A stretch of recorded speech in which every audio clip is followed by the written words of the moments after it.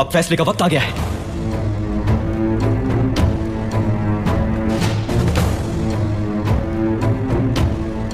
कलम बंद करो। काई कबीले के सुलेमान शाह का बेटा अर्तुरुल सरदार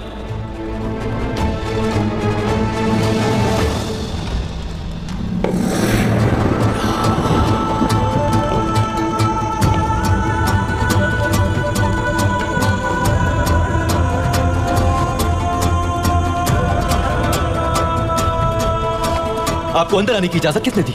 कौन है आप?